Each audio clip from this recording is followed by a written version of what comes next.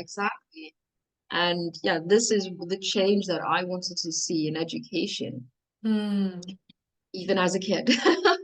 Yeah. Even as a, yeah, Yeah. yeah, yeah, It's as if like the revolution that you're you're there to revolutionize education. yeah, Yeah. absolutely, And you talk also absolutely. about social impact. I feel like you have a strong drive Yeah, to make a difference. yeah, yes, yes, absolutely. There's so many sad stories that you see. Hi everyone, this is Catherine. Welcome to this Stepping Up Changemaker Stories. And today I will be joined by Janine Cupido, a friend of mine who is from South Africa originally, now living in Portugal. And she is such an inspiring woman. She had a career in graphic design and then moved to becoming a teacher and then now becoming a founder of her own business, Lingoamo.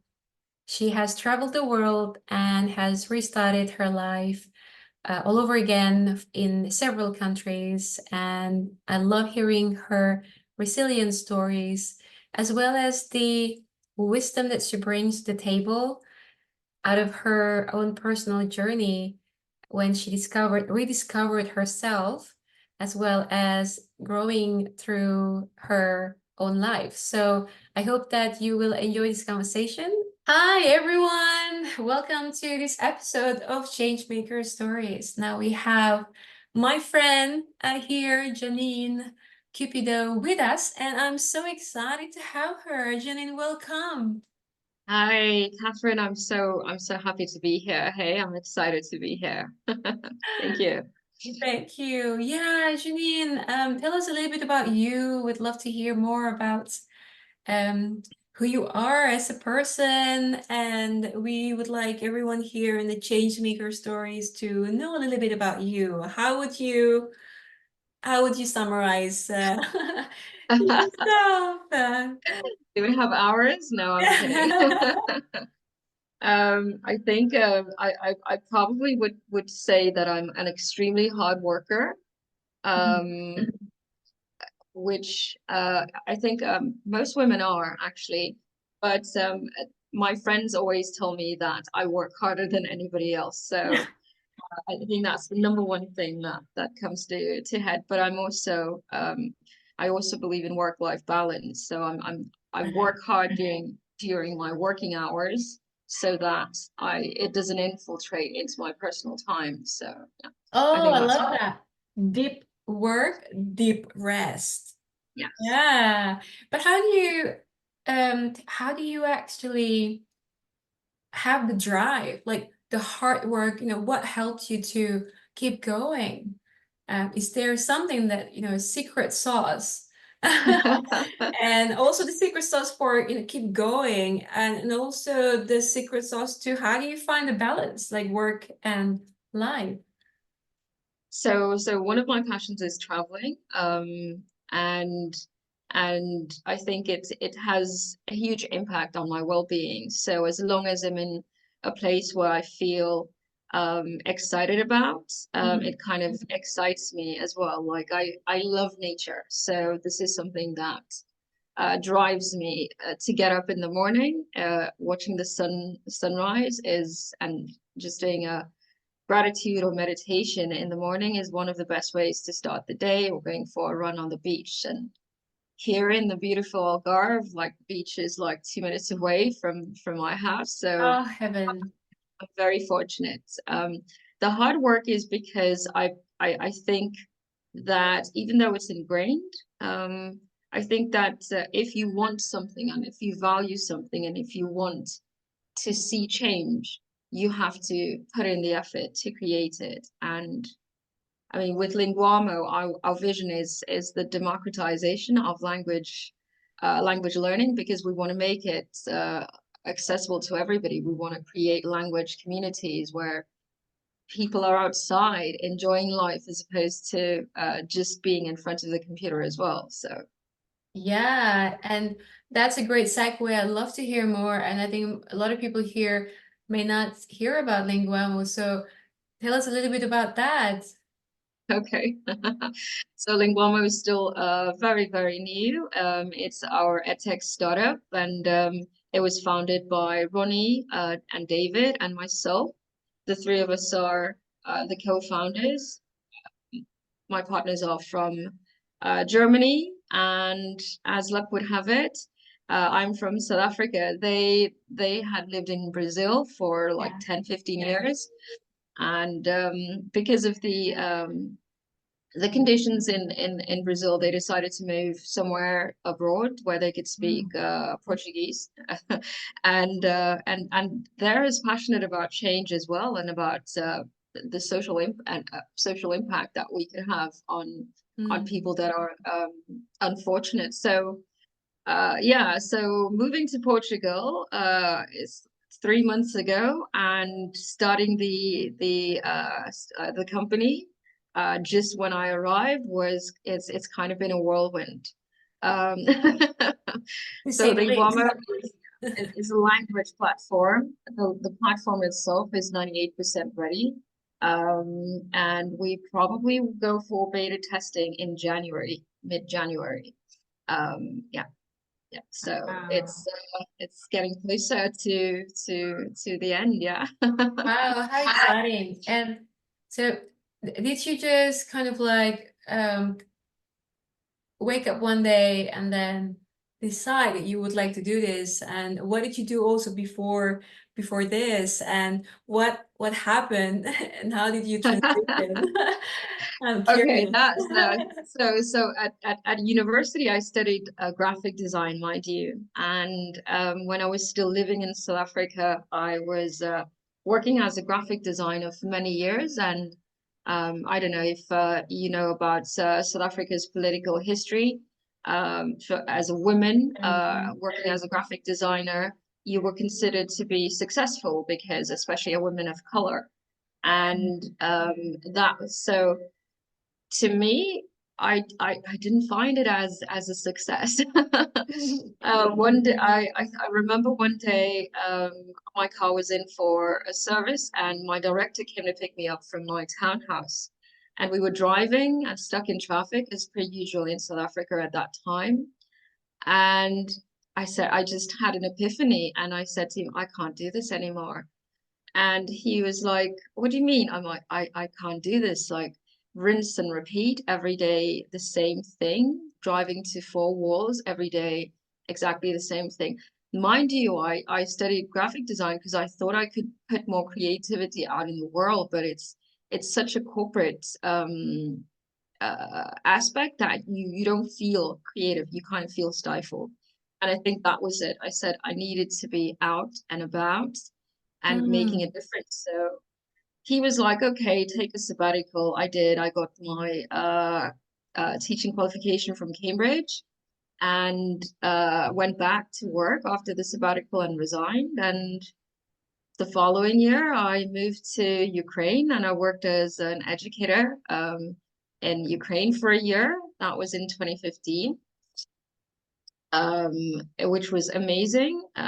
And from there, I moved to Mexico. I also yeah, I taught as an educator for a year as well in Mexico. From Mm. there, Ecuador, 2 years, and then I decided to move to Bali after 2 years of Ecuador to complete my postgraduate in Bali, the paradise. Oh, wow. Yeah. And so maybe slow down a little bit for our audience here. Oh, How long I'm did so you no sorry. no, it sounds really it's such a great summary and it was really clear. How long was it when, until you had that epiphany? How long were you in that job? I Um, was working as a graphic designer for almost 10 years. Can you imagine? 10 Yeah, years. Okay. Yeah, yeah. 10 years. Yeah, Well, it's good enough time to know that you don't want to do it anymore. absolutely. Yeah. I Yeah. mean, I moved to different companies and had different roles and also did a lot of marketing as well as graphic design. So once you climb to the top of your profession, for example, once you get that promotion and there's Mm. nowhere else to go, it's what happens next? Do you just stop and just become comfortable and settle? And I don't think my mind wired that way. And that's the reason why, even with teaching, I love teaching. It was always a passion of mine because I'm passionate about languages, Yeah. education. I wanted to make a change in terms of education from the inside. And yeah, that was always a dream of mine. And so this Wow. idea was slowly formulating in the back of my head Yeah. for many years, I think, because I've been teaching since 2015, and there's just it's just when you for the kind of education that we've provided, like my previous companies, only wealthy people can afford that, or Mm. companies can afford that level of education. And it's kind of seems unfair because everybody has to start somewhere. And in order to break barriers, you need to have the language in order to do so. And that's kind of what Linguamo envisions is to make language accessible to everybody, but good quality language that's functional. Because let's face it, the free stuff that you get out there is, yeah, yeah, The it's quality not is not there. reliable. It's not Yeah. reliable. I'm hearing your passion for education.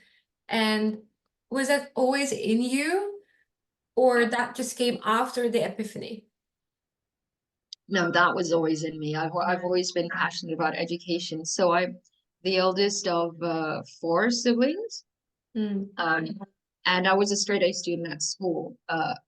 Yeah, but it was so school was just a thing that I did, but I sort of sat there and would always look at the way teachers treat students, and even I saw that in my family. For example, my teachers would always compare my sister with me to me, Mm. and that used to, yeah, and that's kind of something that you don't want to do with kids. It generates, well, eons of problems for them because I think Mm. she for years had a chip on her shoulder, believing that she's not as intelligent as what I am. Even our baby sister the same way. Oh. And yeah, and you kind of like you want to put a stop to that because for education, at school it's academics, right? It's basically teaches one way.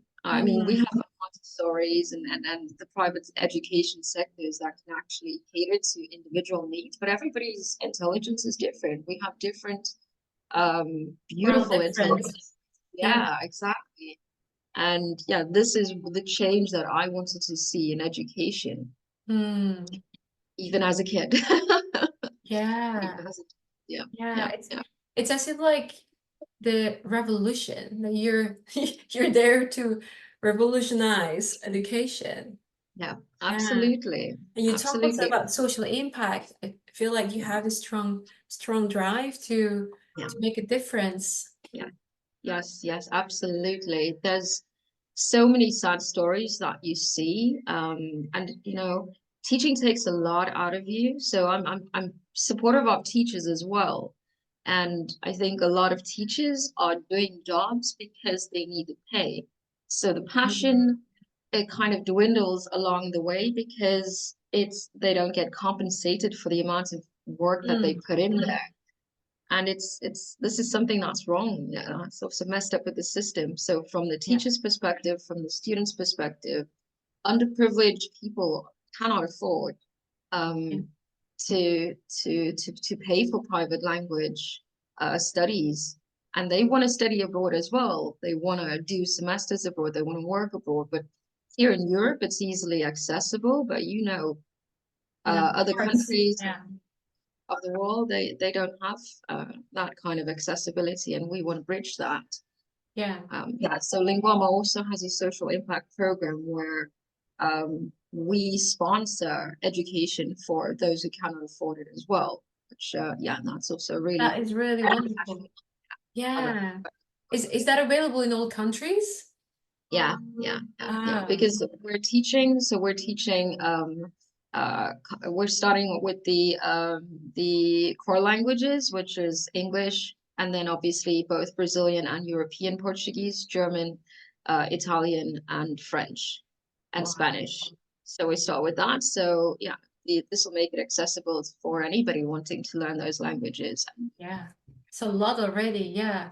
Wonderful. And you talk about success earlier on. I'm curious if you like to share your definition of success, Janine. I don't know, like I don't think I have attained success. I like people, a lot of people think are you're successful or you're doing such a great job or whatever. But for me, I think when you're pursuing your passions, when you're able to balance your professional life with your personal life, Mm, and when you wake up in the morning excited to do what you have to do for the mm, day, to get to the tasks, I think that to me is success. mm. Not your bank balance, I think, because time is the most precious commodity that we have. And if you don't, without time, we can't do everything else, like taking care of our bodies, taking care of our minds, or anything else at all. So, Yeah. Yeah, absolutely. Time is so important. How would you, I guess, what is one advice that you have for people who want to do that? Because that's often a $1 million question. How do you yeah. find that intersection where you can actually do something that you love doing and earn money with it? And maybe tell us a bit about how did you find that? Or how did you, what kind of exploration, what has helped you? So yeah, that's I mean for my industry it was easy because because of globalization, everybody needs to learn languages. So I did a lot of research to see if it was something, because I mean teachers are not as well paid as graphic designers, that's for sure, in South Africa at least. So I did a lot of research, and I think the most important thing is to recognize that there's always going to be a sacrifice. There's always going to be a Mm, trade-off, but you have to take the risk. And every day is a learning day. Like every day is a day that you learn. You learn something new, whether it's something negative that you learn, but you just wake up every day and just do it. I think mm, even when you're afraid to do something, don't let the fear manage your life. Take charge of that fear. I mean, I'm afraid of heights. I've gone rock diving because of that, mountain climbing. I mean, I climbed volcanoes in Bali as well. Just take wow. charge. Just don't let the fear manage you, because this is a lot of what is happening is everybody's afraid because we need financial security to live, and we need to be able to feed our families for people who have kids. So I think Mm, that's the fear element that's there.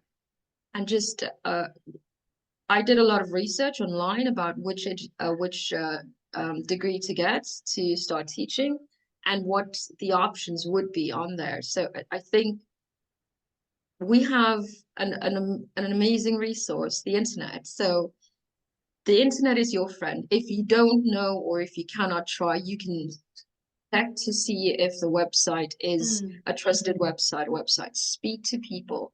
yeah. Everybody doesn't have to have the same 9 to 5 kind of lifestyle that us Westerners usually Yeah. have.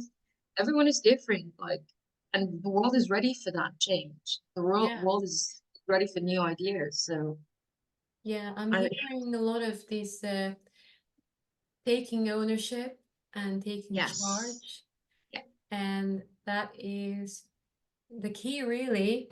yes, And what you shared, that whatever that is, so what is the future you would like to have, and go and create it, and step by yeah, step, obviously, step by step, and then do that research or talk to that one person, and more people, and really find the resources and support you need to design the future that you'd like to create.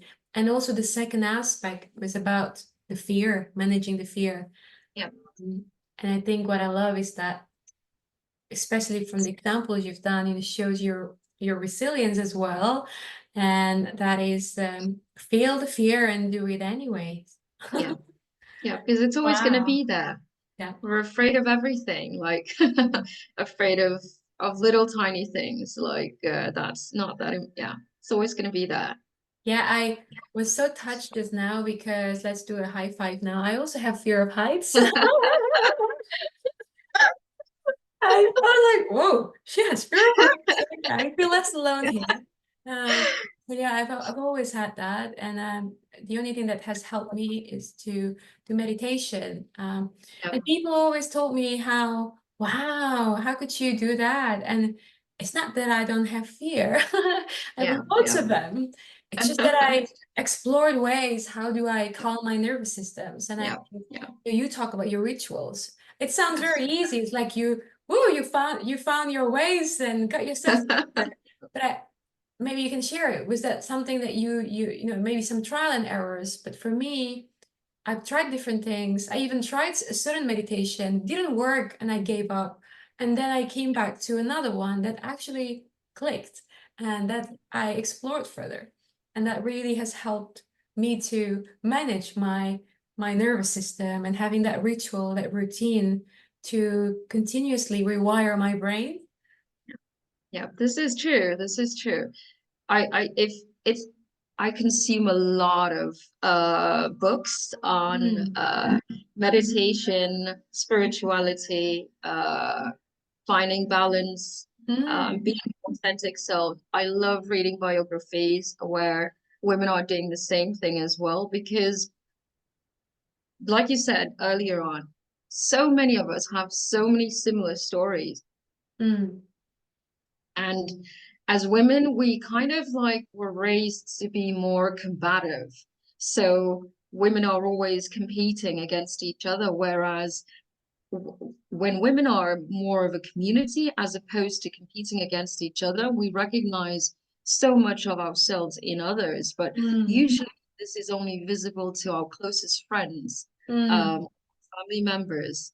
But honestly, like for me, you know how we met. I mean, Yeah. like it's amazing just opening up and meeting new people and engaging with new people that are like-minded. It's Yeah.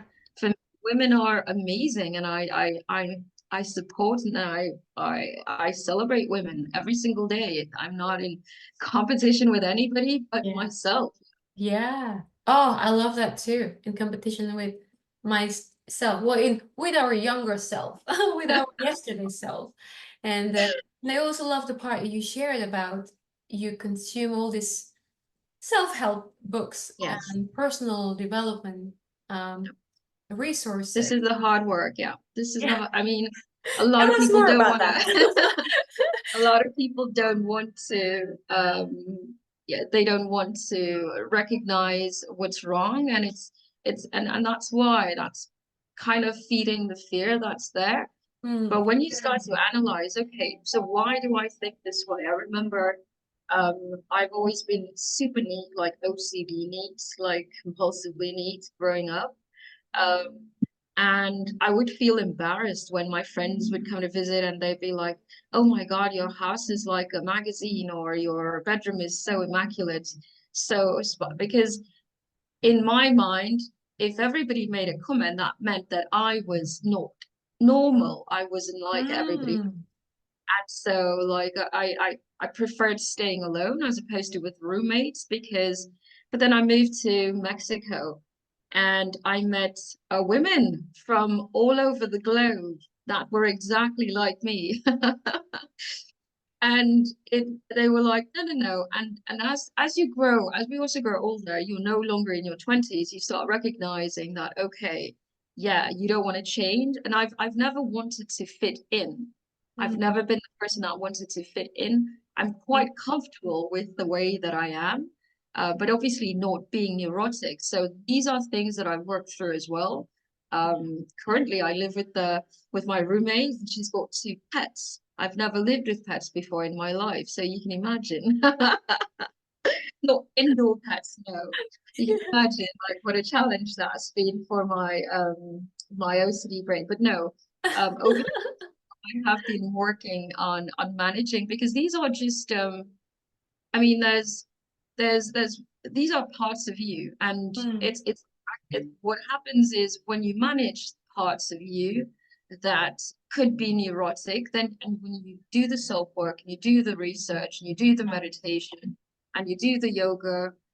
I mean, I moved to Bali so that I could become more in tune with my spiritual inner self and start managing. Wow. How long were you in Bali? 4 years, 4 years. Yeah. Beautiful experience. Yeah. Wow, everyone, 4 years. And you Yes. know how rare that is, Janine, for someone to take that time out of the precious life to be more in tune with self. I mean, this is so rare. So, Yeah. and that is what people, I think, often underestimate, that, that journey of reconnecting with yourself or self-awareness or personal development, that people would just think, well, either that person just has it all together since birth, No. like, or kind of like a Superman, Superwoman, or whatever other thoughts that they're just like that. And but I think that is such a powerful reminder that we we only have this one and only precious life, and Yeah. most of us um, would second guess ourselves if it's time to actually take a bet on ourselves, whether take a break to reconnect or take a break or prioritize self to read and know themselves. Yeah. That is, I find, quite sad. Yeah. And I'm Me saying that too. because I found that my younger self was a sad person too, because I never wanted to prioritize that. So, and it took me time to realize that that deep work, and that's so necessary. That's an investment in myself. Absolutely. Yeah. And like another person who was interviewed here, she said something beautiful. It's the safest gamble that you could Yeah. do for Yeah. yourself, because you can only grow.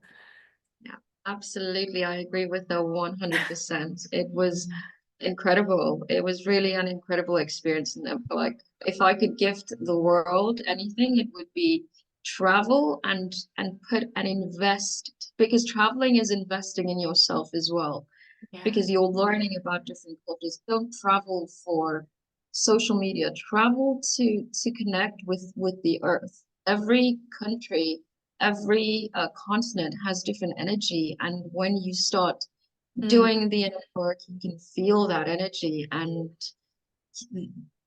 it becomes a seamless transition when you move when you actually move or step into your power where you're meant to be, yeah. because the universe is a friendly place. We're the ones that make it hard for ourselves. That is so true. And I love how you said earlier that how you found people who were like-minded in another part of the world. Yeah, yeah, And I yeah, think that's the beauty of travel too. And you can travel at any budget you have, right? It yeah, doesn't have to be luxury travel. But I think what travel brings us is that you're stepping out of your comfort zone.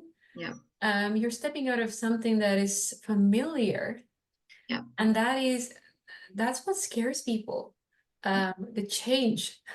It's like they could be allergic to it, because when you travel just for holiday, it's a different story. But I think what the travel you talked about is really to leave the old yes, and then embrace the new. And correct yeah. me if I'm wrong.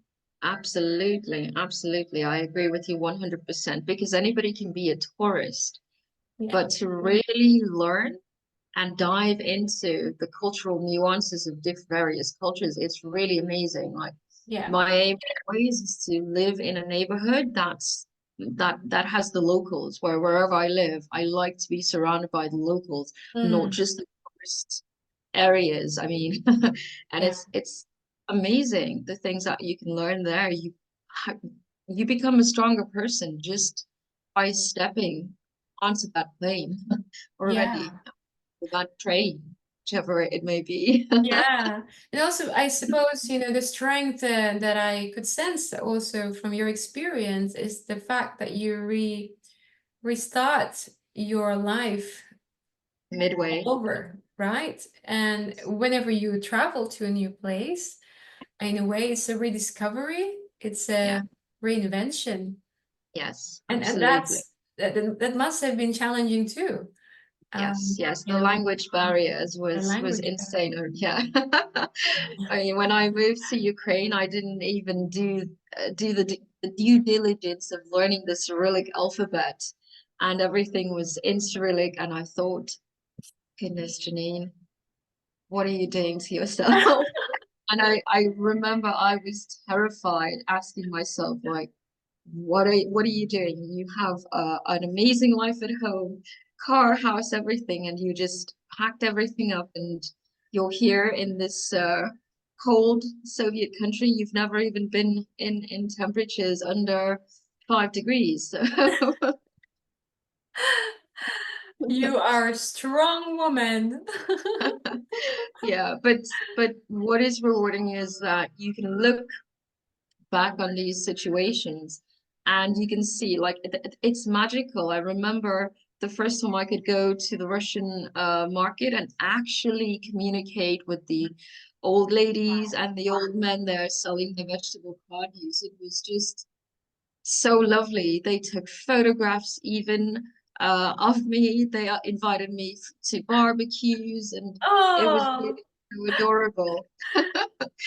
I yeah, felt, yeah, it was so precious. I think it's these precious memories are kind of what you want to you want to find them, you want to have them, so you have to make them yeah, happen. They just don't come to you. yeah, exactly. And I mean, we're all the same. At the end of the day, we only have one life, Yes, just one. absolutely. So Take the gamble. Yeah, yeah, yes. it's just one life. I love it. And Janine, what would you say some mistakes that made you? You've had this rich experience, life experiences, and what would you highlight as the mistakes that made you? I mean, I think for me, probably more in South Africa. I think like I also grew up in this consumerism culture where the Mm. 2.3, and I think I for many years I drank that Kool-Aid. And if I could, I mean, I'm not somebody that's regretful, but if I could go back in time, I probably would have quit my job sooner Mm. and done it quicker. And I think also instead of I mean, I'm always a promoter of education. I always tell people you don't need to have one career. So while I was in Bali, I also studied nutrition and life coaching, and I did that as well. Just Wow. so I think the mistakes that I would say I've done is before when I limited myself Mm. um, and restricted myself when I didn't take the plunge, when I was afraid. And also as women, what we do as well is I don't know, we always tend to minimize and diminish ourselves Mm. uh, in Yep, order to make that's true. people feel better, yeah, about themselves. And I would say, yeah, working in the corporate industry for years before, those were definitely the biggest mistakes that I had made. Mm. Was wasting my time, diminishing myself, and not stepping into my true Mm. life. Of course, not everything goes smooth sailing like when you're traveling. Yeah, everything doesn't go smoothly. There's a myriad of things that could go when Yeah. you travel, but yeah, but they're all part. I think everything unfolds as it should when you live your true purpose. So even maybe it seems like it was mistakes. For me, I think it's just how it was Meant meant to to be. be.